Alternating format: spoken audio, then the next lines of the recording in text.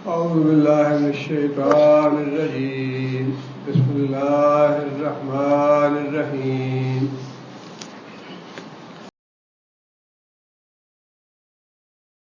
وإلى عاد أخاهم هودا قال يا قوم اعبدوا الله ما لكم من إله غيره أفلا تتقون. قوم عاد کی طرف ان کے بھائی ہود کو بھیجا اور حود علیہ السلام نے کہا یا قوم اعبدوا اللہ، اے میری قوم اللہ کی عبادت کرو، ما لکم من الہ غیرہ، اس کے علاوہ تمہارا کوئی معبود نہیں، افلا تتقون، کیا تم ڈرتے نہیں ہو؟ نوح علیہ السلام کے بعد جو دوسری بڑی قوم آئی وہ قوم عاد ہی تھی. قوم عاد کے درمیان اور قوم نوح کے درمیان تقریباً 600 سال کا عرصہ ہے. جس طرح حضرت عیسیٰ علیہ السلام اور نبی صلی اللہ علیہ وسلم کے درمیان تقریباً 650 سال کا عرصہ ہے، اسی طرح قوم نوح اور قوم عاد کے درمیان 600 سال کا عرصہ ہے. اور قرآن مجید نے 2 عاد کی قومیں بتائی ہیں، عاد اولیٰ اور عاد ثانیہ. عاد اولیٰ وہ ہے جو نوح علیہ السلام کے بعد قوم آئی اور حود علیہ السلام کو ان کی طرف بھیجا گیا.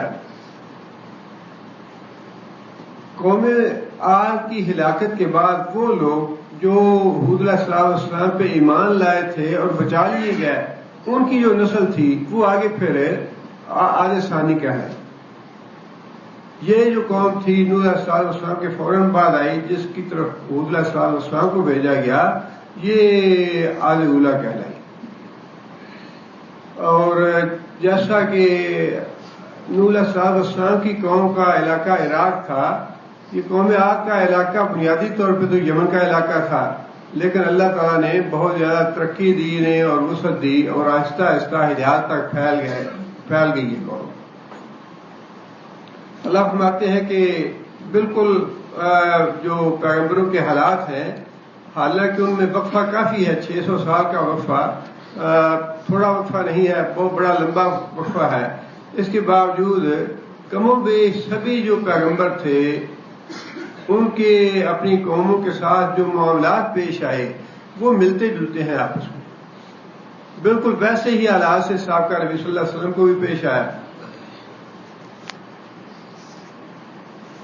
حود علیہ السلام نے بھی اپنی دعوت کی ابتدا توحید سے کی، اللہ کی بندگی کرو، اور جیسا کہ نوح علیہ السلام نے بھی یہی بات ارشاد فرمائی کہ اللہ کی بندگی کرو، ما لکم من الہ غیرہ، اس کے علاوہ تمہارا کوئی الہ نہیں. بالکل وہی بات حود علیہ السلام نے کہی، بندگی اللہ ہی کرو اور اس کے علاوہ کوئی تمہارا الہ نہیں. اس کے جواب میں جو کفار نے بات کہی وہ بھی تقریباً ملتی جلتی ہے. قال الملأ الذین کفروا من قومہ انا لنراک فی سفاہۃ، قوم کے سرداروں نے یہ بات کہی، انا لنراک، بے شک ہم تمہیں دیکھتے ہیں، فی سفاہۃ، کہ تم بیوقوفی میں اور حماقت میں پڑے ہو، انا لنظنک من الکاذبین، اور ہم تجھے جھوٹا سمجھتے ہیں. حماقت اور بیوقوفی کس بات کی تھی؟ باتیں تو 2 کہیں حود علیہ السلام نے اپنی قوم سے، اللہ کی بندگی کرو اور اللہ کے علاوہ باقی تمہارا کوئی بھی عبادت کے لائق نہیں. یہ 2 باتیں تھیں. ان 2 باتوں کے جواب میں قوم نے یہ جواب دیا کہ تم احمق اور بیوقوف آدمی ہو.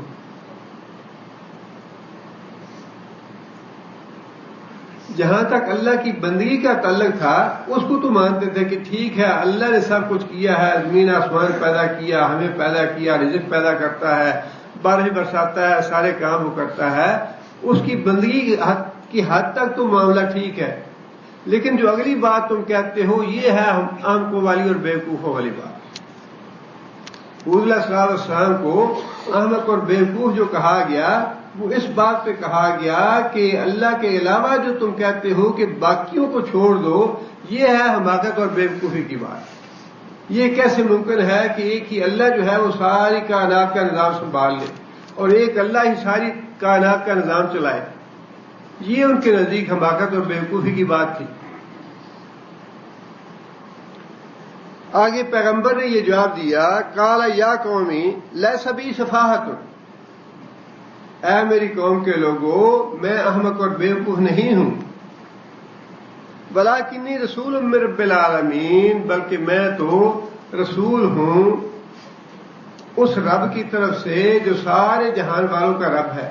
بالکل وہی ملتی جلتی باتیں ہیں جو نوح علیہ السلام نے باتیں کہیں قوم سے، وہی باتیں حود علیہ السلام کہہ رہے ہیں، اور جو جواب قوم نے دیے نوح علیہ السلام کو، اسی سے ملتے جلتے جواب جو ہے یہ قوم بھی دے رہی ہے۔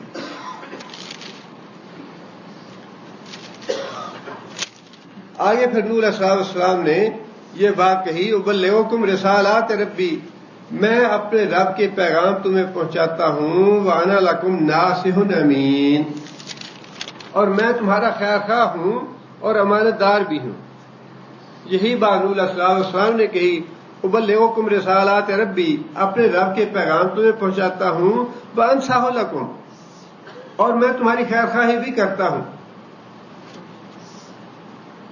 پیغمبر جو ہے وہ اپنی قوم کا سب سے بڑھ کے اور سب سے سچا خیر خواہ ہوتا ہے، اور وہ چاہتا ہے کہ قوم جو ہے وہ جہنم کے عذاب سے بچ جائے۔ تو نبی صلی اللہ علیہ وسلم کے بارے میں بھی نبی صلی اللہ علیہ وسلم بار بار انہی لوگوں کے پاس جاتے دعوت لے کے توحید کی، جو نبی صلی اللہ علیہ وسلم کو گالیاں بھی دیتے، پتھر بھی مارتے، راستے میں کانٹے بھی بچھاتے، برا بھلا بھی کہتے، قتل کی سازشیں بھی کرتے، لیکن اس کے باوجود پیغمبر کا یہ حوصلہ ہے کہ اللہ تعالیٰ نے خود یہ بات ارشاد فرمائی نبی صلی اللہ علیہ وسلم کے بارے میں، فَلَعَلَّكَ بَاخِعٌ نَفْسَكَ عَلَىٰ آثَارِهِمْ إِن لَّمْ يُؤْمِنُوا بِهَٰذَا الْحَدِيثِ آسَفًا، اے محمد صلی اللہ علیہ وسلم، لگتا یہ ہے کہ اگر یہ لوگ ایمان نہ لائے تو تم اپنے آپ کو ذبح کر لو۔ یہ کیفیت تھی نبی صلی اللہ علیہ وسلم کی، اتنی اذیت اور اتنی تکلیف کی کیفیت۔ باخن کہتے ہیں کہ جب کسی جانور کو ذبح کیا جائے تو ذبح کرتے ہوئے جو آواز نکلتی ہے اس کی، اسے باخن کہا جاتا ہے۔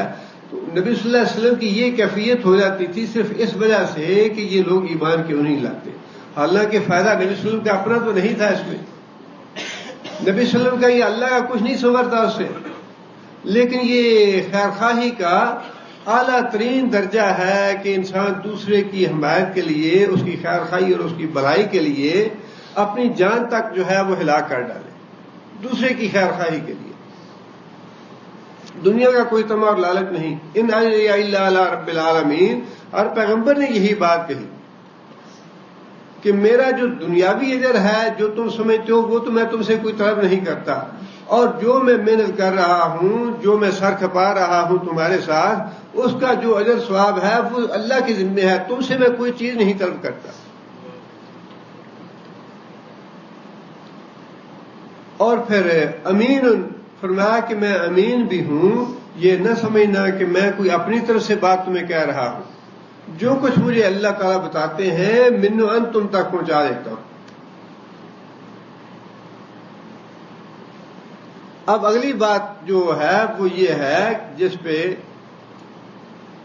وہی نوح علیہ السلام والا معاملہ ہے یہاں بھی، ابا عجبتم ان جاءکم ذکر من ربکم، ابا عجبتم، کیا تمہیں یہ بات عجیب لگتی ہے، ان جاءکم کہ آیا تمہارے پاس، ذکر من ربکم تمہارے رب کی طرف سے، علی رجل منکم ایک ایسے آدمی پہ، ایک ایسے مرد پہ جو تمہارے ہی خاندان کا ہے۔ پھر وہی بات بشر اور نور والی جو نوح علیہ السلام کو بات کہی گئی تھی کہ تم تو ایک بشر ہو، ہم جیسے ہو، ہمارے ساتھ اٹھتے بیٹھتے ہو، کھاتے پیتے ہو، سوتے جاگتے ہو، سارے معاملات تمہارے ہماری طرح کے ہیں، تو پھر تم نبی کیسے ہو گئے؟ وہاں بھی اللہ تعالیٰ نے یہ بات ارشاد فرمائی کہ نوح علیہ السلام نے قوم سے یہ بات کہی، ابا عجبتم ان جاءکم ذکر من ربکم علی رجل منکم لینذرکم ولتتقوا ولعلکم ترحمون۔ کیا تمہیں یہ بات عجیب لگتی ہے کہ خود تمہیں میں سے، تمہارے خاندان میں سے ایک آدمی تمہارے پاس اللہ کا پیغام لے کے آیا ہے اور تمہیں وہ ڈرا رہا ہے تاکہ تم ڈر جاؤ اور اللہ کی رحمت ہو جائے تم پہ۔ بالکل وہی بات ہود علیہ السلام نے کہی کہ کیا تمہیں یہ بات عجیب لگتی ہے کہ ایک آدمی تمہارے خاندان کا، تمہارے کنبے قبیلے کا تمہارے پاس آیا ہے لینذرکم، تاکہ تم کو ڈرائے قیامت کے عذاب سے، تاکہ اللہ کی پکڑ سے، جہنم سے ڈرائے تم کو۔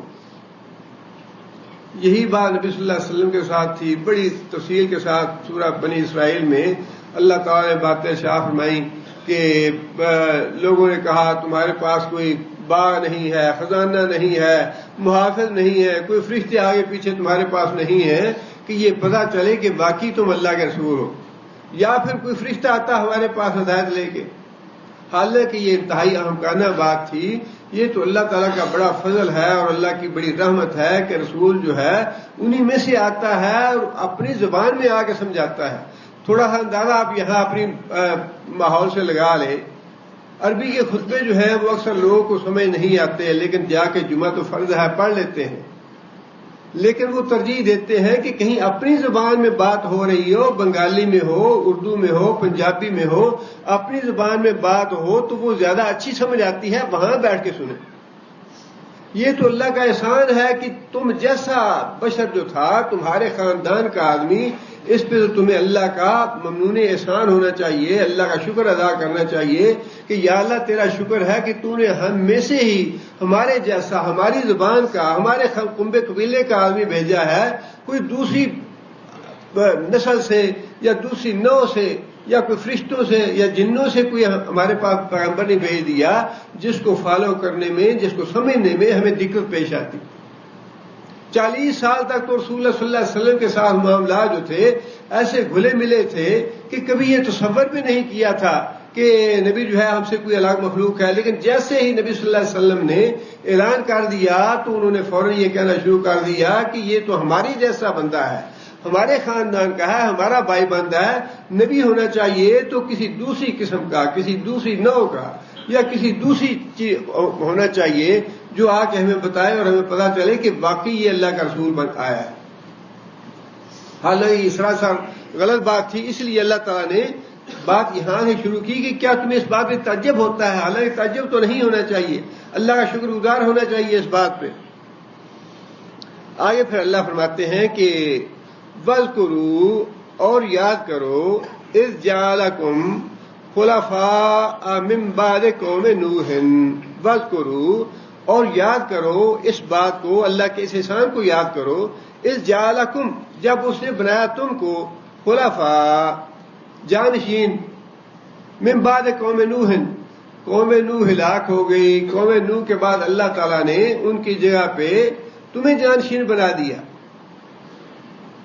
وَزَادَكُمْ، اور زیادہ کیا تمہیں، فی الخلق، تمہاری تخلیق میں، تمہاری بناوٹ میں، بسطتاً وسعت، اور تمہیں بڑا قوی بنایا، تمہیں بڑا کھلا بنایا، ڈول ڈال والا بنایا، بڑا جسیم بنایا، بڑا مضبوط بنایا اللہ نے تمہیں۔ فَاذْكُرُوا، اور پھر یاد کرو، آلاء اللہ، آلہ کا معنی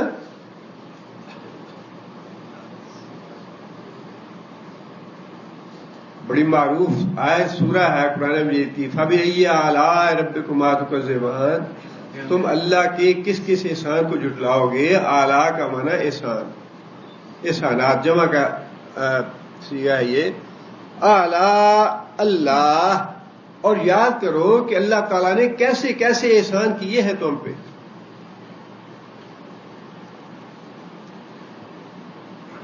سورہ فجر میں اللہ تعالیٰ نے یہ بات ارشاد فرمائی ہے، أَلَمْ تَرَ كَيْفَ فَعَلَ رَبُّكَ بِعَادٍ إِرَمَ ذَاتِ الْعِمَادِ الَّتِي لَمْ يُخْلَقْ مِثْلُهَا فِي الْبِلَادِ۔ اللہ تعالیٰ نے اتنی قوت دی، اتنی شان و شوکت دی کہ پوری دنیا میں اس وقت کسی دوسری قوم کو اتنی شان و شوکت حاصل نہیں تھی، اتنی قوت حاصل نہیں تھی، اتنی بڑائی حاصل نہیں تھی۔ اپنے وقت کی سپر پاور تھی قوم عاد، لم یخلق مثلها فی البلاد، پوری دنیا میں اس جیسی کوئی دوسری قوم نہیں تھی۔ اسے مخاطب کر کے اللہ پیغمبر کہہ رہا ہے کہ جو اللہ تعالیٰ نے تمہارے اوپر احسان کیے ہیں، جو قوت دی ہے، جو نعمتیں دی ہیں، اور جو مال دولت تمہیں سرفراز کیا ہے، تمہیں وسعت دی ہے، تعداد میں زیادہ کیا ہے، اللہ کی یہ سارے احسانات ہیں، اور ان احسانات کو یاد کرو۔ لعلکم تفلحون، تاکہ تم فلاح پاؤ، تاکہ تم کامیاب ہو۔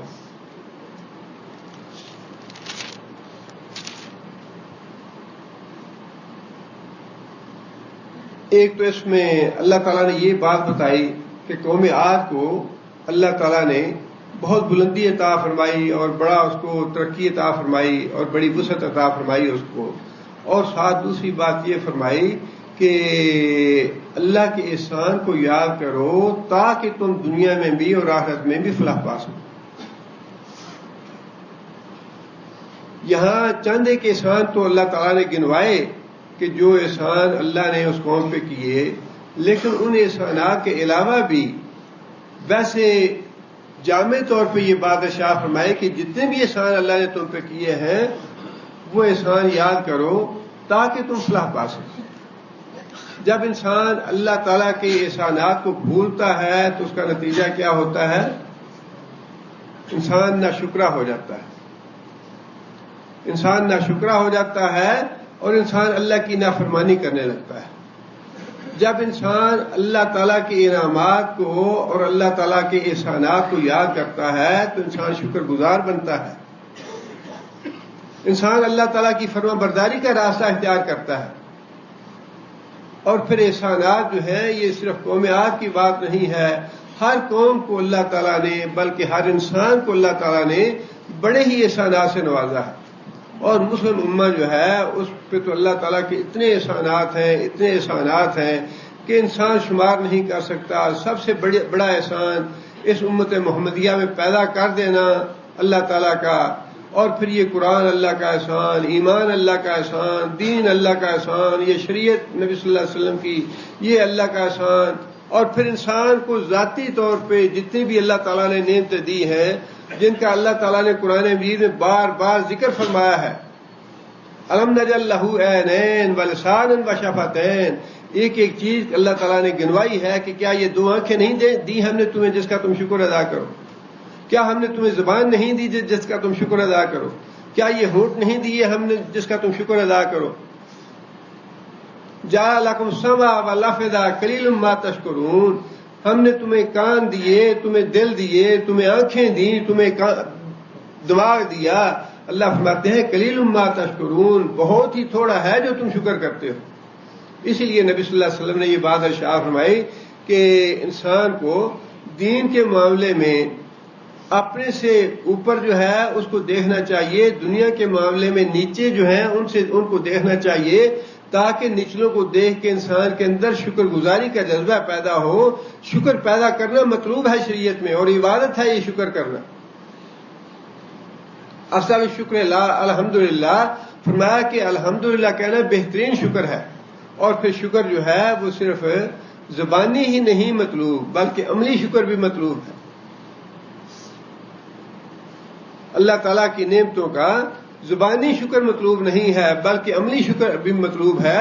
زبانی شکر یہ ہے کہ انسان اللہ تعالیٰ کا حمد و ثنا کرتا رہے، تسبیح و تحلیل کرتا رہے، اور پھر جو نعمتیں اللہ نے دی ہیں، ہمارا گھر بھی نعمت ہے، ہماری بیوی نعمت ہے، ہمارے بچے نعمت ہیں، ہماری صحت نعمت ہے، روزی نعمت ہے، انسان کی نعمتیں اتنی اللہ نے دی ہیں کہ انسان شمار کرنا چاہے تو انسان شمار نہیں کر سکتا۔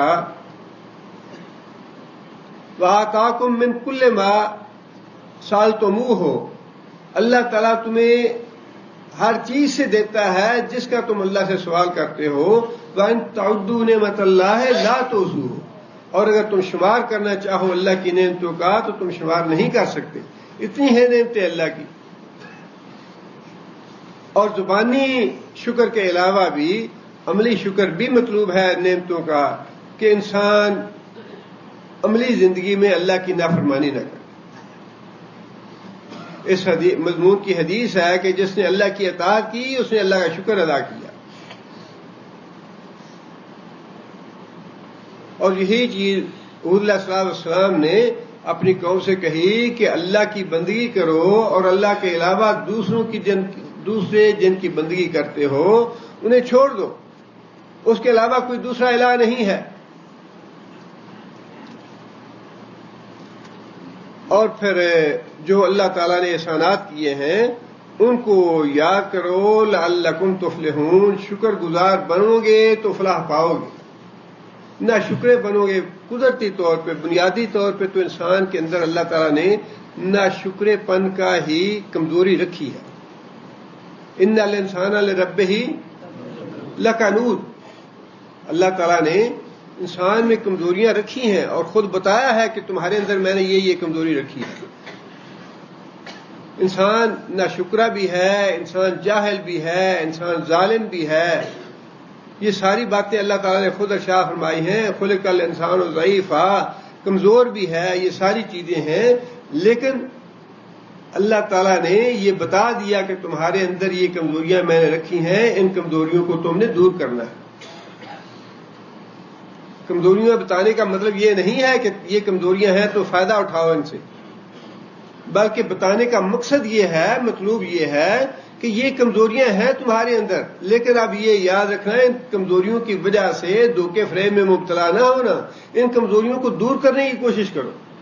ان الانسان لربہ لکنود، انسان واقعی نہ شکرہ ہے اپنے رب کا، لیکن اس کمزوری کو دور کرنا ہے۔ جب بھی کوئی انسان کی زبان سے، انسان کے دماغ میں اللہ کی ناشکری والی بات آئے تو جو نعمتیں ہیں اللہ کی ان کو یاد کرے۔ وَاذْكُرُوا آلَاءَ اللَّهِ، اللہ نے جو احسان کیے ہیں ان کو یاد کرو، لَعَلَّكُمْ تُفْلِحُونَ، تاکہ تم فلاح پاؤ۔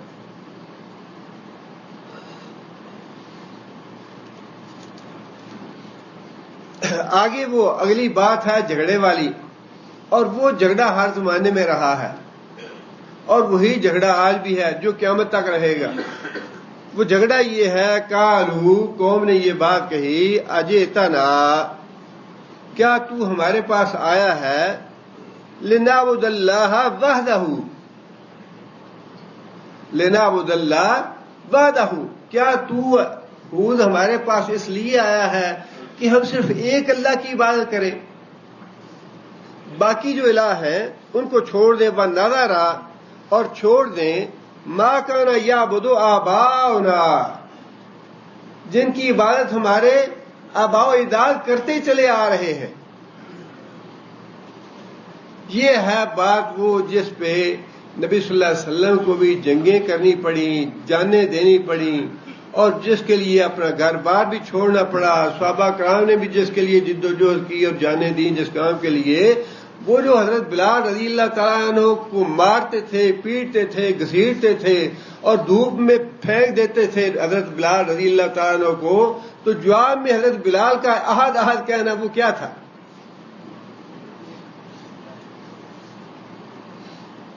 جواب میں حضرت بلال کا احد احد کہنا، حضرت خباب رضی اللہ تعالیٰ کو کوئلوں پہ لٹا دینا۔ سچی بات یہ ہے کہ یہ انسان آج تو سوچ بھی نہیں سکتے ان لوگوں نے جو یہ لا الہ کی بات منوانے کے لیے جتنا کچھ کیا، یا جتنی مشقت اٹھائی، جتنی تکلیفیں اور مصیبتیں اٹھائیں، ہم تو تصور بھی نہیں کر سکتے۔ اور اگر آج بھی کوئی اس کام کے لیے اٹھ کھڑا ہو تو اس کو بھی جنگیں وہی کرنی پڑیں گی، اس کو بھی جہاد کرنا پڑے گا، اس کو بھی کوئلوں پہ لیٹنا پڑے گا، اس کو بھی ریت پہ لیٹنا پڑے گا۔ یہ کام آسانی سے ہونے والا ہے نہیں۔ سورہ صاد میں اللہ تعالیٰ نے اسی جھگڑے کی تھوڑی سی تفصیل بیان فرمائی ہے۔ جب ابو طالب بیمار ہو گیا تو اسی بیماری میں فوت ہوئے وہ۔ جب بیمار ہو گیا تو قریش مکہ نے، سرداروں نے یہ بات آپس میں بیٹھ کے سوچی کہ ابو طالب فوت ہونے لگا ہے، اس کا وقت لگتا ہے آخری آ گیا ہے، اب اس کے ہوتے ہوتے اگر کوئی معاملہ محمد سے طے ہو جائے صلی اللہ علیہ وسلم سے تو وہ ہمارے لیے اچھا ہے. اگر یہ چلا گیا تو بعد میں ہم نے لڑائی کی محمد سے تو پوری دنیا ہمیں تانا دے گی کہ جب تک چچا زندہ تھا جب تک تو انہیں ہمت نہیں پڑی اب اس کے بھتیجے کو ہاتھ لگانے کی. اب چچا فوت ہو گیا ہے تو اس پہ چڑھ دوڑے ہیں. یہ اس میں ہماری بےزتی ہے. اس لیے اچھا یہ ہے کہ ابو طالب کے مرنے سے پہلے پہلے کوئی بات کر لیں. اس سے 25 سردار اکٹھے ہو کے گئے ابو طالب کے پاس. 25 سردار. اور جا کے ابو طالب سے کہنے لگے کہ بات یہ ہے کہ پتہ نہیں تم اب بچتے ہو یا نہیں بچتے. تم ہماری محمد صلی اللہ علیہ وسلم سے مکمکا کرا دو, کوئی بات طے کرا دو. اسے یہ کہو کہ جو کچھ وہ کرنا چاہتا ہے وہ کرتا رہے اور ہمیں نہ چھیڑے, اور جو کچھ ہم کر رہے ہیں وہ ہمیں کرنے دے, ہمیں نہ چھیڑے. ہم اسے نہیں کہتے کچھ, ہم اسے نہیں چھیڑتے, وہ جو کرتا ہے کرتا رہے, ہم اس کی راہ میں رکاوٹ نہیں ڈالیں گے. اور جو کچھ ہم کرتے ہیں وہ ہمیں کرنے دے, ہمارے اوپر اعتراض نہ کرے, ہمارے بزرگوں کو برا بھلا نہ کہے. ابو طالب نے رسول اللہ صلی اللہ علیہ وسلم کو بتائی یہ بات کہ بھائی اب تمہارے یہ سردار ہیں قوم کے, آئے ہیں میرے پاس. اب یہ مطالبہ آخری ہے ان کا کہ اگر تم بات نہیں مانتے ان کی اور نہیں اپنی چھوڑتے تم اپنا راستہ تو پھر کم از کم اس بات پہ ہم آپس میں ایگریمنٹ کر لیں کہ جو تم کرنا چاہتے ہو تم کرتے رہو اور جو ہم کرنا چاہتے ہیں ہمیں کرنے دو, نہ تم ہمیں روکو نہ ہم تمہیں روکتے. نبی صلی اللہ علیہ وسلم نے اس کے جواب میں یہ بات ارشاد فرمائی کہ چچا اگر میں تمہیں ایک بات ایسی کہوں, اگر یہ لوگ مان لیں تو عالم عرب پہ بھی تمہاری حکومت قائم ہو جائے گی اور اجمی لوگ جو ہیں وہ بھی تمہارے ماتحت آ جائیں گے, وہ تمہیں خراج دیں گے اگر ایمان نہ لائے تو. ابو جہل فوراً بول پڑا, کہنے لگا کہ بیٹا تم ایک بات ایسی کہتے ہو, ہم تو ایسی 10 باتیں تمہاری سننے کے لیے تیار ہیں. ایک بات نہیں 10 باتیں کہو ایسی جس میں سرداری ملے ہمیں, جس میں تجھ چوراہٹ ملے. نبی صلی اللہ علیہ وسلم نے اس کے جواب میں یہی قرآن مجید نے 10 آیتیں نازل کی ابو جہل کی اس بات پہ. ابو جہل کی اس بات پہ اللہ تعالیٰ نے 10 آیتیں نازل فرمائی سورہ صاد کی. صاد والقرآن ذی الذکر, قسم ہے قرآن کی جو نصیحت والا ہے. بل الذین کفروا فی عزت و شقاق, اصل بات یہ ہے کہ یہ کافر لوگ جو ہیں یہ ضد میں پڑے ہیں اور مخالفت میں پڑے ہوئے ہیں. کم اہلکنا من قبلہم من قرن فنادوا ولا تحین مناص, ان سے پہلے بڑی قوموں کو ہم ہلاک کر چکے اور جب ہماری پکڑ آئی ان پہ تو پھر چیخنے چلانے لگے. حالانکہ جب پکڑ آ جاتی ہے تو پھر جان چھوٹنے کا وقت گزر جاتا ہے, پھر ہم نہیں چھوڑتے کسی کو. وعجبوا, اور ان کو تعجب ہے اس بات پہ, ان جاءہم منذر منہم, کہ ڈرانے والا خود ان کے قوم قبیلے سے آیا ہے. وقال الکافرون ھذا ساحر کذاب, اور یہ کافر کہتے ہیں کہ یہ تو جادوگر ہے اور جھوٹا ہے. بالکل وہی بات جو نوح علیہ السلام کو ہود علیہ السلام کو قوم نے کہی تھی, بالکل وہی بات نبی صلی اللہ علیہ وسلم کو کہی گئی. یہ جو واقعات ہیں پچھلے انبیاء کے یہ بے مقصد نہیں تھے, یہ واقعات اسی لیے تھے کہ نبی صلی اللہ علیہ وسلم کو مسلمانوں کو بتایا جاتا کہ پہلی جو قومیں گزری ہیں ان قوموں نے بھی اپنے انبیاء کے ساتھ معاملہ ایسا ہی کیا تھا. یہ تمہیں فیس کرنا پڑے گا, اس کا مقابلہ کرنا پڑے گا تمہیں. اجعل الآلہۃ الہ واحد, کیا یہ آدمی ایک الہ بناتا ہے, ایک الہ کی بات کرتا ہے. ان ھذا لشیء عجاب, یہ تو بڑی ہی عجیب بات ہے. وانطلق الملأ منہم ان امشوا واصبروا علی آلہتکم. وانطلق الملأ, یہ 25 کے 25 سردار تھے, وہ مجلس سے اٹھ بیٹھے اور کہنے لگے کہ یہاں سے چلو. واصبروا علی آلہتکم, اپنے معبودوں پہ ڈٹے رہو. اپنے معبودوں کو نہ چھوڑنا. لا تذرن آلہتکم ولا تذرن ودم ولا سواعا ولا یغوث ویعوق ونسرا. ان معبودوں کو نہ چھوڑنا. یہ تو ہمیں ہمارے معبود چھڑانا چاہتا ہے اور ایک الہ کی بات کرتا ہے.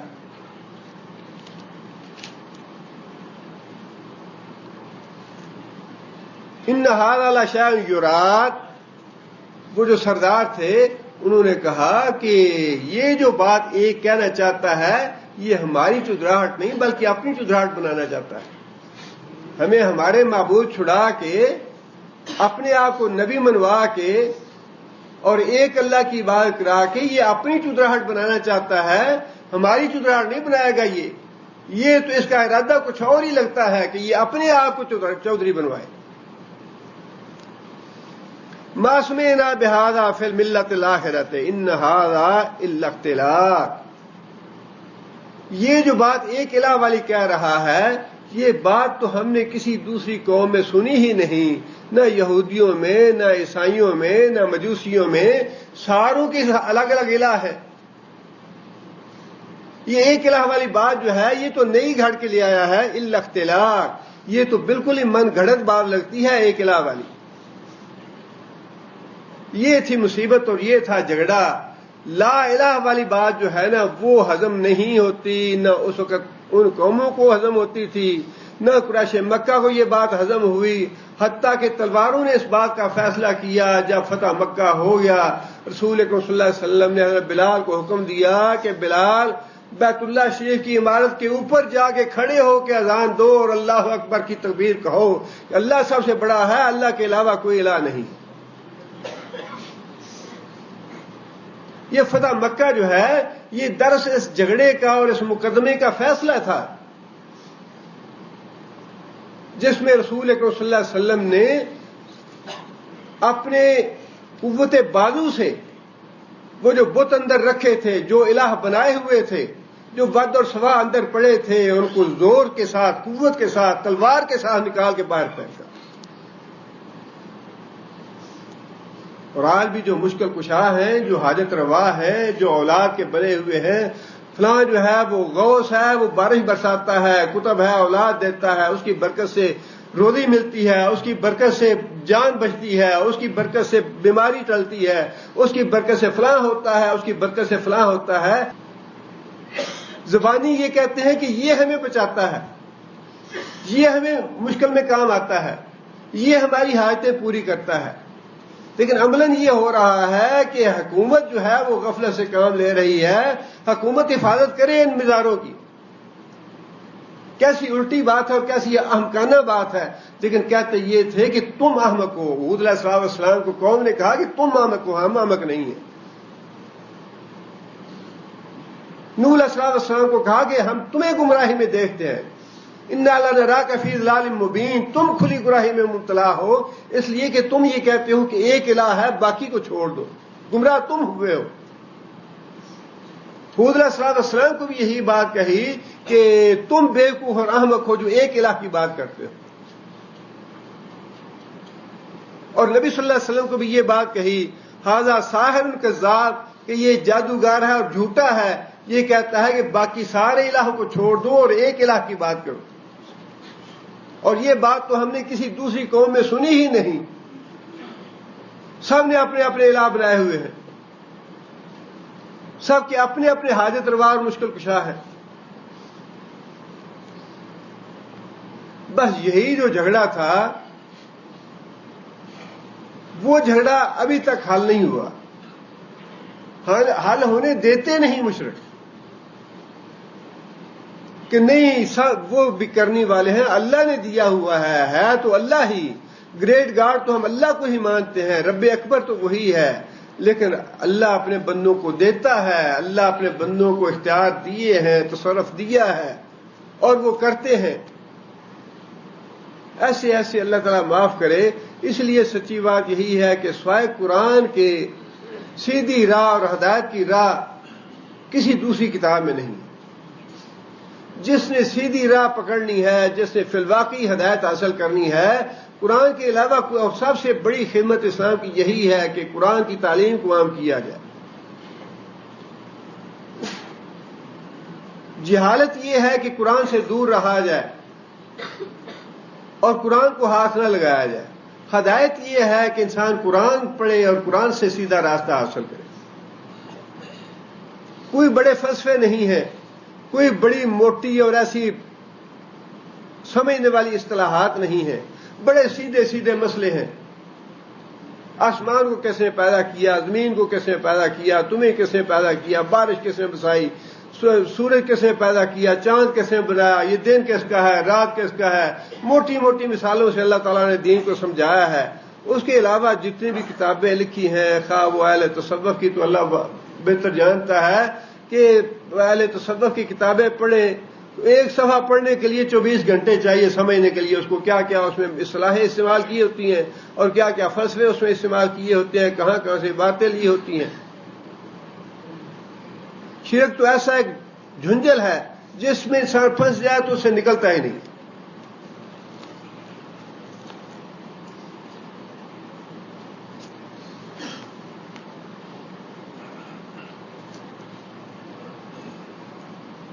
قالوا اجئتنا، کیا تو آیا ہے اس بات کے لیے، لنعبد اللہ وحدہ، کہ ہم ایک اللہ کی عبادت کریں.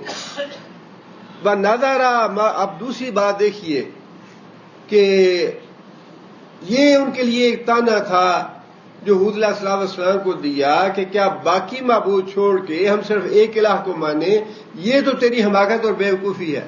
اور اگلی بات یہ تھی کہ وَنَذَرَ مَا كَانَ يَعْبُدُ آبَاؤُنَا، ہمارے باپ دادا کو تم بیوقوف سمجھتے ہو. باپ دادا جو ہیں وہ صدیوں سے انہیں پوج رہے ہیں اور ان کے پیچھے جا رہے ہیں، ان کی بندگی کر رہے ہیں، ان کے نام کی نظریں نیازیں دے رہے ہیں. اب تم یہ کہتے ہو کہ باپ دادا کے دین کو بھی ہم چھوڑ دیں. باپ دادا بیوقوف تھے یا احمق تھے، وہ یہ ان کا کہنا یہ تھا کہ بیوقوف ہمارے باپ دادا نہیں بلکہ تم بیوقوف اور احمق ہو جو ہم سے چھڑانا چاہتے ہو.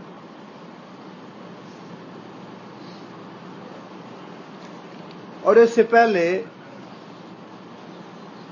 سورہ مائدہ میں تھوڑی سی وضاحت کے ساتھ ہم یہی بات پڑھ چکے ہیں. یہ بار بار اللہ تعالیٰ نے ساری قوموں کے یہ اقوال نقل فرمائے ہیں کہ جہالت پہ اڑ جانا اس کے لیے باپ دادا کی دلیل جو ہے وہ ہر قوم کے ہاتھ میں ہوتی ہے کہ ہمارے بزرگ ایسا کرتے چلے آ رہے ہیں. بزرگوں سے یہ سنا، بزرگوں نے یہ کہا. یہ بزرگوں کی جو تقلید ہے، بزرگوں کی جو اتباع ہے، یہ جہالت کا اور تباہی کا اور گمراہی کا راستہ ہے. قرآن نے اس دلیل کو تسلیم نہیں کیا کہ بزرگ ایسا کہتے ہیں یا بزرگوں سے یہ سنا یا بزرگوں نے یہ کہا. قرآن اس دلیل کی تردید کرتا ہے، اس دلیل کی مذمت کرتا ہے. اور قرآن جو چاہتا ہے وہ کیا ہے؟ وہ یہ ہے کہ وَإِذَا قِيلَ لَهُمْ تَعَالَوْا إِلَىٰ مَا أَنزَلَ اللَّهُ، ان لوگوں کا حال یہ ہے، مشرکوں کا اور کافروں کا، جب ان سے کہا جاتا ہے تعالو، آؤ، إِلَىٰ مَا أَنزَلَ اللَّهُ، جو اللہ نے نازل کیا، وَإِلَى الرَّسُولِ، اور رسول کی طرف آؤ. قالوا، یہ کہتے ہیں حسبنا ما وجدنا علیہ آباءنا، کہ ہم نے تو جو کچھ اپنے باپ دادا سے لیا ہمارے لیے وہ کافی ہے. جس دین پہ ہمارے باپ دادا چلے آ رہے ہیں وہ دین ہمارے لیے کافی ہے. آگے اللہ فرماتے ہیں اولو کان آباؤہم لا یعلمون شیئا ولا یہتدون، خواہ ان کے باپ دادا جو ہیں ان کے پلے کچھ بھی نہ ہو، ان کے پاس علم نہ ہو اور نہ ہی وہ ہدایت یافتہ ہوں، سیدھی راہ والے ہوں. اس آیت میں اللہ تعالیٰ نے وضاحت کے ساتھ ہی بات ارشاد فرما دی کہ بزرگوں کی کا عمل یا قول یہ تو دلیل نہیں ہے اسلام میں. خواہ کوئی کتنا بڑے سے بڑا عالم اور فاضل کیوں نہ ہو، حضرت صاحب یا پیر صاحب کیوں نہ ہو، ان کا قول اور ان کا فعل اسے شریعت نے تسلیم نہیں کیا. بلکہ شریعت جو ہے یا قرآن اس کی مذمت کرتا ہے. یہ کہنا کہ نہیں جی نہیں ایسا تو ہم نے بزرگوں سے سنا ہے، ایسا تو ہمارے بزرگ کرتے آئے ہیں، اس کی قرآن نے مذمت کی ہے اور اس کی قرآن نے تردید کی ہے. اس کے مقابلے میں قرآن کیا چاہتا ہے؟ قرآن یہ چاہتا ہے تعالوا الی ما انزل اللہ. قرآن یہ چاہتا ہے تعالوا، آؤ، الی، طرف اس چیز کی، ما انزل اللہ، جو اللہ نے نازل کی، وإلی الرسول، اور رسول کی. یہ ہے دلیل قرآن کی نگاہ میں. قرآن جس کو دلیل سمجھتا ہے، قرآن جس راستے پہ لانا چاہتا ہے، وہ ہے یہ راستہ. آؤ اس تعلیم کی طرف جو اللہ نے نازل کی، اور آؤ رسول کی اتباع کرو، رسول کے پیچھے چلو. یہ ہے ہدایت کا راستہ. اور پھر آخر میں اللہ تعالیٰ نے وہ جو دلیل تھی ان کی آباء و اجداد کی، اس پہ طرز بھی کی ہے ان احکاموں کو سمجھانے کے لیے جو بزرگوں کی اور باپ دادا کی یا حضرت صاحب اور پیر صاحب کی دلیل دیتے ہیں کہ نہیں جی نہیں، وہ بھی تو جانتے ہیں، بڑے بزرگ ہیں، زمانے سے یہ ہوتا چلا آ رہا ہے، ہمارے آباء و اجداد سارے اسی راستے پہ ہیں، سب کو سارے یہ کرتے آئے ہیں. اس پہ بھی اللہ تعالیٰ نے تبصرہ فرمایا اولو کان آباؤہم لا یعلمون شیئا ولا یہتدون. اللہ فرماتے ہیں کہ اگر ان کے باپ دادا کے پاس کچھ بھی علم نہ ہو تب بھی یہ باپ دادا کے پیچھے ہی چلیں گے. اگر ان کے باپ دادا ہدایت کے راستے پہ نہ جا رہے ہوں تو کیا پھر بھی یہ باپ دادا کے راستے پہ چلیں گے؟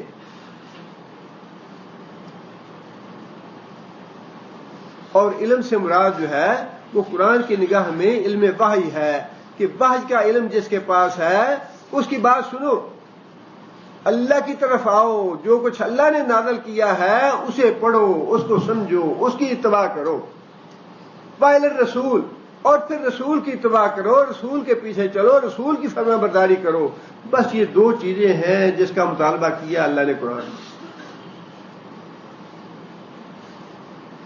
اس کے علاوہ جو بھی دلیل ہے، خواہ وہ باپ دادا ہوں یا کوئی علماء فضلاء ہوں یا پیر مرید ہوں یا جو کچھ بھی ہے، اس کو اسلام نہیں مانتا، اسے قرآن نہیں مانتا. قرآن تو دو چیزوں کو مانتا ہے، تعالوا الی ما انزل اللہ، آؤ اس چیز کی طرف جو اللہ نے نازل کی، وإلی الرسول، اور جو رسول کہتا ہے وہ اس کی طرف آؤ.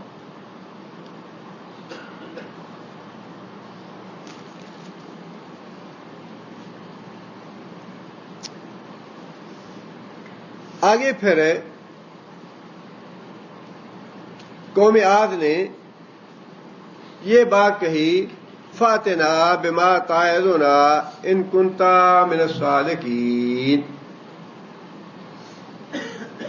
فاتنا، پس لے آ، بما تعظنا، جس کی تو ہمیں دھمکی دیتا ہے، ان کنت من الصادقین، اگر تو واقعی سچا ہے.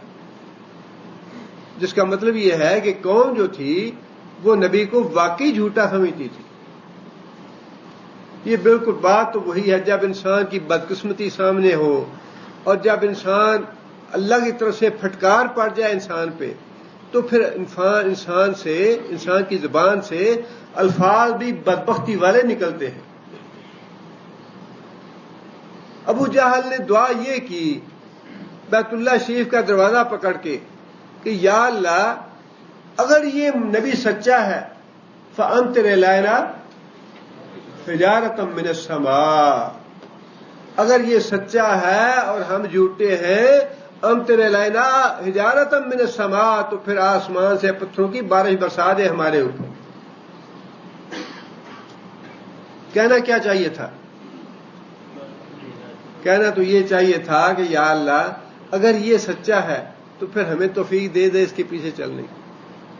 اگر یہ سچا ہے تو پھر اس کی بات ماننے کی توفیق دے دے. اگر یہ واقعی یا اللہ نبی ہے تو پھر ہمیں اس کا فرما بردار بنا دے. دعا تو یہ کرنی چاہیے تھی، لیکن پھٹکار پڑ چکی ہے جس پہ، وہ اس کی زبان سے تو پھٹکار والی بات نکلے گی کہ پھٹکار کی موٹ لگ جائے اس پہ. اور اس بس پہ وہ پتھروں کا عذاب نازل ہو گیا بدر میں، جس کی دعا مانگی تھی اس نے، وہ عذاب آ گیا اس پہ، جس کے لیے اس نے کہا تھا کہ اگر یہ سچا ہے محمد صلی اللہ علیہ وسلم تو پھر ہمارے اوپر پتھروں کی بارش برسا دے۔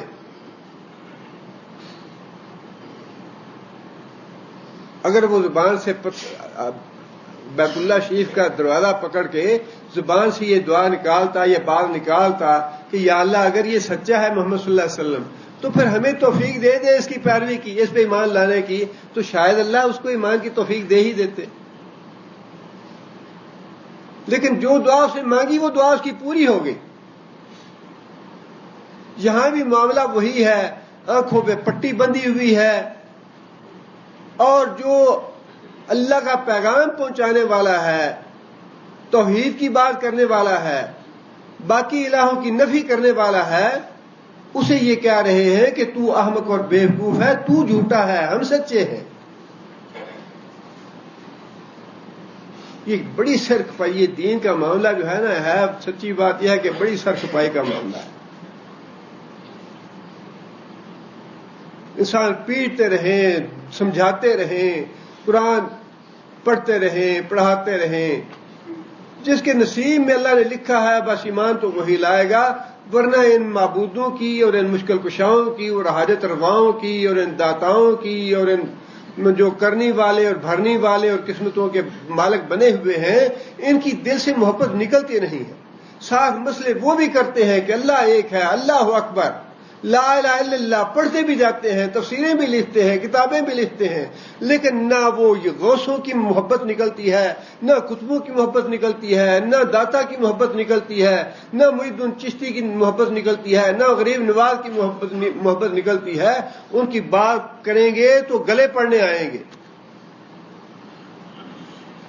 بات وہیں کی وہیں رہتی۔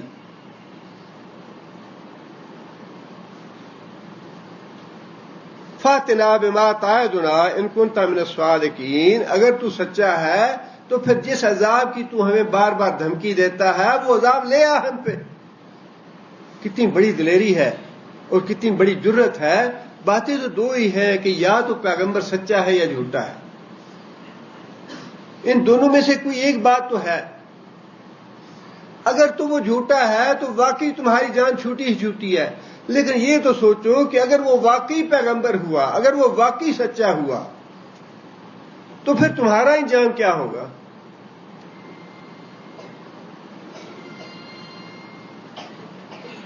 آگے اللہ فرماتے ہیں قَالَ قَدْ وَقَعَ عَلَيْكُمْ مِن رَبِّكُمْ رِجْسٌ وَغَضَبٌ، پیغمبر نے یہ بات کہی، وَقَعَ عَلَيْكُمْ، اچھا ٹھیک ہے تمہارے بارے میں یہ بات اب طے ہو چکی کہ تمہارے رب کا عذاب وغضب، اور تمہارے رب کا غضب تمہارے اوپر اب نازل ہوگا، تمہارے اوپر واقع ہوگا تمہارے رب کا عذاب اور تمہارے رب کا غضب۔ جو باتیں تم نے زبان سے نکالی ہیں اور جو کچھ تم نے کیا ہے اس کے نتیجے میں اللہ کا عذاب آئے گا تم پہ۔ اتجادلوننی فی اسماء سمیتموہا، اتجادلوننی، کیا تم مجھ سے جھگڑا کرتے ہو، فی اسماء ان ناموں کے بارے میں، سمیتموہا انتم وآباؤکم، وہ نام جو تم نے رکھ لیے، وہ نام جو تم نے رکھ لیے، وآباؤکم، اور تمہارے باپ دادا نے رکھ لیے۔ وہ نام کون سے ہیں؟ داتا کہیں قرآن میں آیا ہے یا حدیث میں آیا ہے نام؟ یہ غریب نواز کا نام جو ہے وہ کہیں قرآن میں آیا ہے یا حدیث میں آیا ہے؟ غوث کا نام قرآن میں آیا ہے یا حدیث میں آیا ہے کہ عبد القادر جیلانی رحمۃ اللہ غوث اعظم ہے؟ غوث الثقلین، اللہ تعالیٰ معاف کرے، انسان کی زبان سے نکالتے ہوئے دل کانپ جاتا ہے۔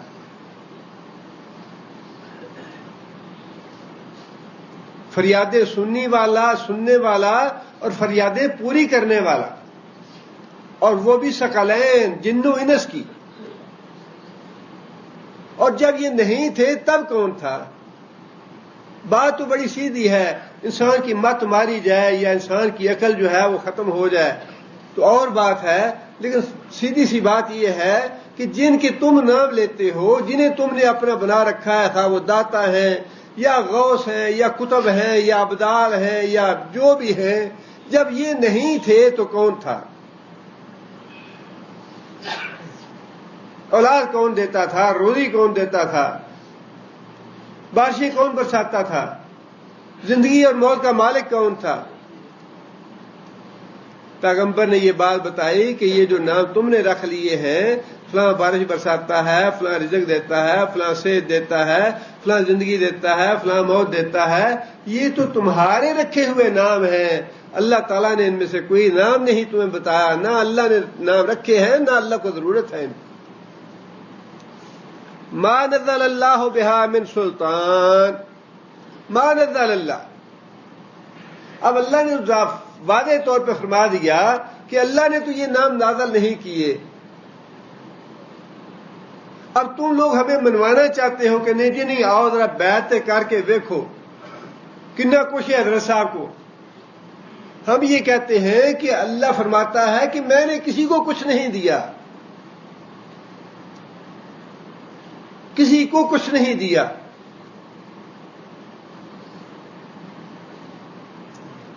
اللہ نے تو نبی صلی اللہ علیہ وسلم کو مخاطب کر کے فرما دیا کہ اے محمد صلی اللہ علیہ وسلم، ان سے کہہ دو کہ میں تو اپنے نفع نقصان کا بھی مالک نہیں ہوں۔ وَلَوْ كُنْتُ أَعْلَمُ الْغَيْبَ لَاسْتَكْثَرْتُ مِنَ الْخَيْرِ، اگر میں غیب کا علم جانتا ہوتا تو بڑی بھلائیاں اکٹھے کر لیتا۔ وَمَا مَسَّنِيَ السُّوءُ، اور مجھے کوئی تکلیف، کوئی نقصان، کوئی پریشانی، کوئی ایسا آزمائش مجھ پہ نہ آتی۔ اللہ کا نبی فرما رہا ہے کہ اللہ نے مجھے کچھ نہیں دیا، میرے پاس اپنی جان کا نفع نقصان نہیں ہے، میں اپنے برائی جو ہے اپنے آپ سے برائی اپنے آپ دور نہیں کر سکتا۔ اللہ کا نبی یہ فرما رہا ہے۔ اللہ کے نبی کے بعد کون ہے ایسا جس کو اللہ نے اپنے نبی کو چھوڑ کے تو اس کو کچھ دے دیا ہو؟ اور اللہ نے صاف فرما دیا کہ ما نزل اللہ، اللہ تعالیٰ نے کسی کو کچھ نہیں دیا، نہ کوئی حاجت روا ہے، نہ مشکل کشا ہے، نہ داتا ہے، نہ گنج بخش ہے، نہ غوث ہے، نہ کتب ہے، نہ کچھ نہیں ہے۔ ایسی ایسی من گھڑت کہانیاں بنائی ہیں کہ اللہ تعالیٰ معاف کرے، اللہ کا رسول فوت ہو گئے، نبی صلی اللہ علیہ وسلم چلے گیا دنیا سے۔ نبی صلی اللہ علیہ وسلم کی موجودگی میں بھی خلافت کا معاملہ جو تھا وہ اختلاف ہوا صحابہ کرام میں، اور نبی صلی اللہ علیہ وسلم نے تو نہیں بتایا کہ بھائی فکر نہ کرو، میں تو زندہ ہوں، میں تمہیں ابھی بتاتا ہوں کیا کرنا چاہیے، کیوں جھگڑتے ہو، میں موجود ہوں تمہارے پاس۔ اور آج کل کے بزرگ جو ہیں فوت ہوتے ہیں تو فوت ہونے کے بعد بڑی نصیحتیں کرتے ہیں کہ نہیں نہیں، مجھے یہاں دفن نہ کرنا، مجھے فلاں جگہ دفن کرو، میں فلاں جگہ لوگوں کو فیض پہنچاؤں گا۔ کیا تماشا اور کھیل بنا رکھا ہے دین، کتنا ظلم کرتے ہیں یہ اپنے آپ پہ بھی اور لوگوں پہ بھی۔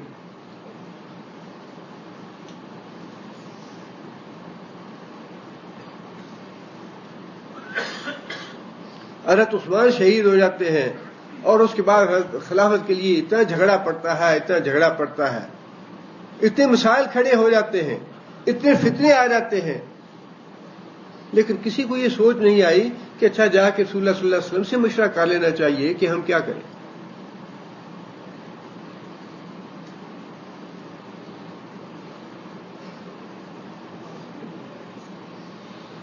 ما نزل اللہ بہا من سلطان، اللہ نے کوئی دلیل نازل نہیں کی۔ فانتظروا انی معکم من المنتظرین، اچھا ٹھیک ہے تم میری نہیں مانتے، میں تو تمہاری ماننے والا نہیں ہوں۔ یہ بات عملاً وہی ہے، یا ایھا الکافرون لا اعبد ما تعبدون۔ ساری زندگی گزر گئی حود علیہ السلام کی نصیحتیں کرتے ہوئے، توحید کی بات کرتے ہوئے، پیغام اللہ کا دیتے ہوئے، قوم جو ہے وہ ماننے کے لیے تیار نہیں ہے۔ جتنے بھی عرصہ گزرا، 40 سال کا تھا، 50 سال کا تھا، 60 سال کا تھا، 100 سال کا تھا، بات وہیں آ کے رک گئی، بات وہیں آ کے ختم ہوئی. فانتظروا انی معکم من المنتظرین. میں نے تمہیں بتا دیا کہ اگر نہیں مانتے، اللہ پہ ایمان نہیں لاتے، اللہ کے رسول پہ ایمان نہیں لاتے تو عذاب آئے گا تم پہ. فانتظروا انی معکم من المنتظرین. اچھا میری بات نہیں مانتے تو پھر عذاب آنے کا انتظار کرو. میں بھی انتظار کرتا ہوں، تم بھی انتظار کرو، تاکہ اللہ تعالیٰ فیصلہ کر دے کہ میں جھوٹا ہوں یا تم جھوٹے ہو، میں احمق ہوں یا تم احمق ہو، تم بیوقوف ہو یا میں بیوقوف ہوں. اللہ اس بات کا فیصلہ کر دیں گے. فانتظروا، تم بھی انتظار کرو اور میں بھی تمہارے ساتھ انتظار کرنے والوں میں سے ہوں.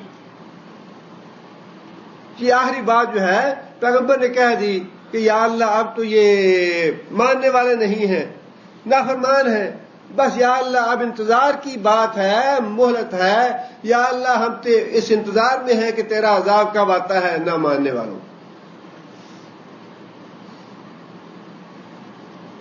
آگے اللہ فرماتے ہیں فَأَنْجَيْنَاهُ وَالَّذِينَ مَعَهُ بِرَحْمَةٍ مِنَّا.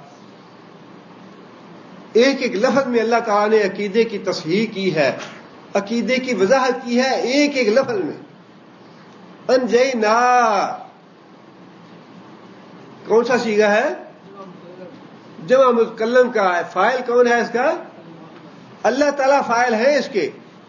بچانے والا کون ہے؟ انجینا، ہم نے بچا لیا. کس کو؟ پیغمبر کو. پیغمبر کو بھی اگر اللہ پکڑنا چاہے تو اللہ کو اختیار ہے، اللہ اتھارٹی ہے. پیغمبر کا احتساب کرنا چاہے یا ایھا النبی لما تحرم ما احل اللہ لک، ہے پیغمبر لیکن اپنی مرضی سے ایک چیز کو اپنے اوپر حرام کر لیا، اللہ کو پسند نہیں آئی وہ بات، اللہ نے محاسبہ کر لیا فوراً. یا ایھا النبی، اے نبی، لما تحرم ما احل اللہ لک، وہ چیز جو ہم نے حلال کی تھی تم نے اپنے اوپر حرام کیوں کی ہے؟ انجینا، ہود کو بھی ہم نے بچایا. کوئی پیر فقیر بچانے والا نہیں ہے. اس دھوکے میں نہ رہنا کہ قیامت کے دن کسی کے ہاتھ میں دے دیا ہاتھ تو قیامت کے دن وہ ہمیں بچا لے گا. کوئی نہیں بچائے گا. انجینا، جس کو اللہ نہیں بچائے گا اس کو کوئی نہیں بچائے گا. الا من رحم ربی، قیامت وہ دن ہے جس پہ اللہ کا رحم ہو گیا بس وہی بچے گا. یوم لا ینفع مال ولا بنون، وہ دن ہوگا کہ جس دن نہ بیٹے کام آئیں گے نہ مال کام آئے گا. الا من اتی اللہ بقلب سلیم، سوائے اس آدمی کے جو گناہوں سے پاک اور صاف دل لے کے آئے گا اللہ کے حضور. اللہ کی اطاعت، اللہ پہ ایمان، اللہ کی فرما برداری، رسول کی اتباع، رسول کی پیروی، یہ ہیں چیزیں بچانے والی اللہ کے عذاب سے.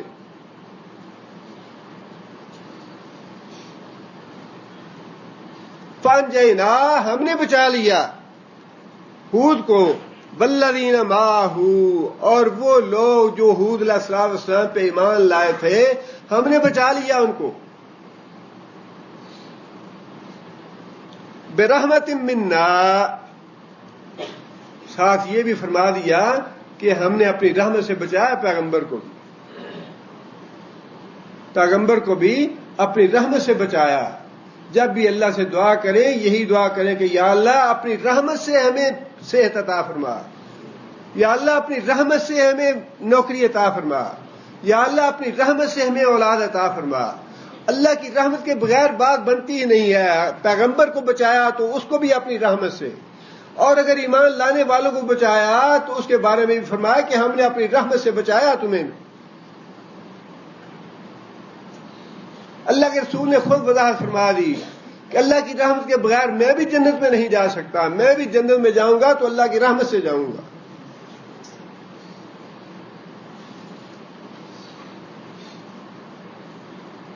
پتہ نہیں یہ کس سے کہانیاں، اللہ معاف کرے، پڑھ پڑھ کے تو عقل حیران رہ جاتی ہے. کہیں وہ روحوں کے تھالے ہیں تو وہ جیلانی صاحب چھین رہے ہیں، اور کہیں اچھائی جو آپ کا مرید ہے اس پہ تو عذاب نہیں آئے گا، جو آپ کا مرید ہے اسے تو قبر میں منکر کے سوال جواب بھی نہیں کریں گے. کیسی کیسی کہانیاں اور کسے گھڑ لیتے ہیں، اور کتنی جرت ہے یہ کسے کہانیاں گھڑ دیں.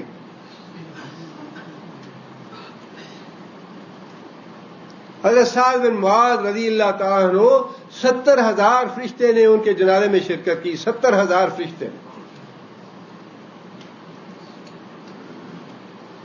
اور بنو قریظہ کے وقت جب فیصلہ کیا حضرت سعد بن معاذ نے تو نبی صلی اللہ علیہ وسلم نے یہ بات ارشاد فرمائی کہ ساتھ تم نے وہ فیصلہ کیا ہے جو آسمانوں پہ اللہ نے فیصلہ کیا کہ یہودیوں کے جو جنگجو لوگ ہیں ان کو قتل کیا جائے اور ان کے بچوں اور عورتوں کو غلام بنایا جائے.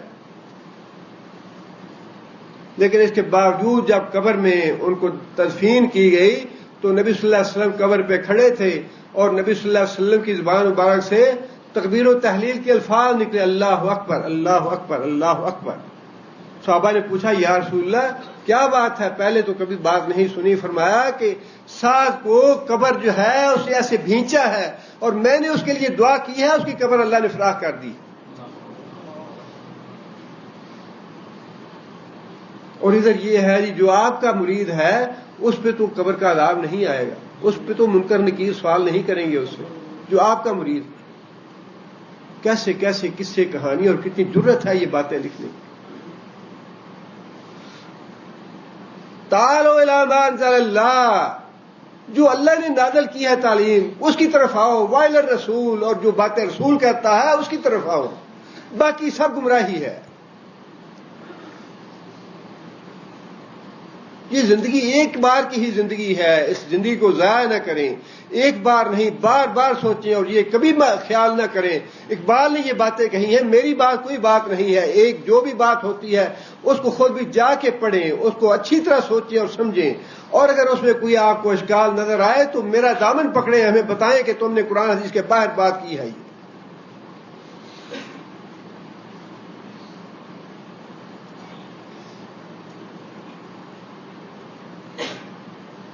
اللہ فرماتے ہیں کہ ہم نے اپنی رحمت سے اس کو بچا لیا ہود کو, اور ہود کے جو فالوور تھے جو پیروکار تھے اپنی رحمت سے بچا لیا. وَقَطَعْنَا دَابِرَ الَّذِينَ كَذَّبُوا بِآيَاتِنَا, اور وہ لوگ جنہوں نے ہمارے احکام کو جھٹلایا تھا, جنہوں نے ہمارے پیغمبر کی باتوں کو جھٹلایا تھا. قَطَعْنَا دَابِرَ الَّذِينَ, ہم نے ان کی جڑ کاٹ کے رکھ دی.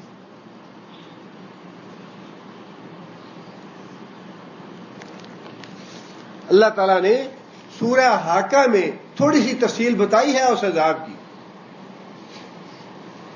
اللہ فرماتے ہیں کہ وَأَمَّا عَادٌ فَأُهْلِكُوا بِرِيحٍ صَرْصَرٍ عَاتِيَةٍ, قوم عاد کو ہم نے شدید طوفانی آندھی جو تھی اس کے ذریعے ہلاک کیا. سَخَّرَهَا عَلَيْهِمْ سَبْعَ لَيَالٍ وَثَمَانِيَةَ أَيَّامٍ, 8 راتیں اور 7 دن مسلسل وہ ہوا ان کے اوپر چلتی رہی. اور مفسرین نے لکھا ہے زمین 2 کمرے تھے ان کے, زمین 2 مکان تھے ان کے, اور زمین 2 مکانوں کے اندر ہوا گھس جاتی اور ان سے انسانوں کو نکالتی, ہوا میں اچھالتی اور سر کے بل زمین پہ پٹھا دیتی ان.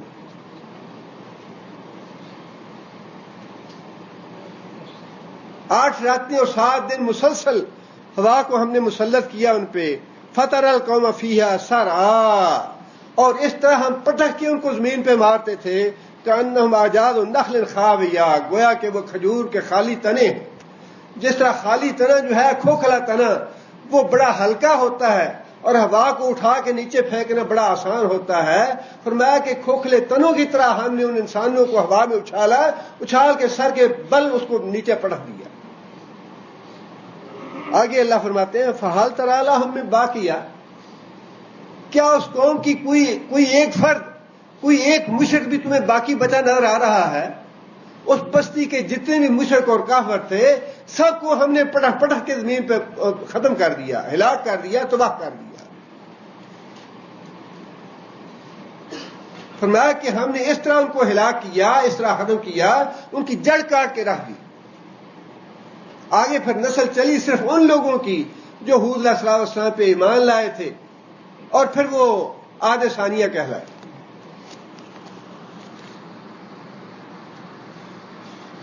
وَمَا كَانُوا مُؤْمِنِينَ, آگے اللہ تعالیٰ نے یہ بات ارشاد فرمائی کہ وہ لوگ جو تھے ایمان لانے والے نہیں تھے. اب جو ایمان لانے والے تھے وہ ایمان لا چکے. اللہ تعالیٰ نے ناجائز یا ظلمن کسی کو سزا نہیں دی, کسی کو عذاب نہیں دیا, بلکہ جن کو عذاب دیا، جن کو پکڑا، وہ واقعی ایسے تھے اگر ان کو 1000 سال کی مہلت اور دے دی جاتی تب بھی وہ ایمان نہ لاتے، وہ ایمان لانے والے تھے ہی نہیں، بات ماننے والے تھے ہی نہیں، لہذا ہم نے ان کو ختم کر دیا، ان کی جڑ کاٹ کے رکھ دی۔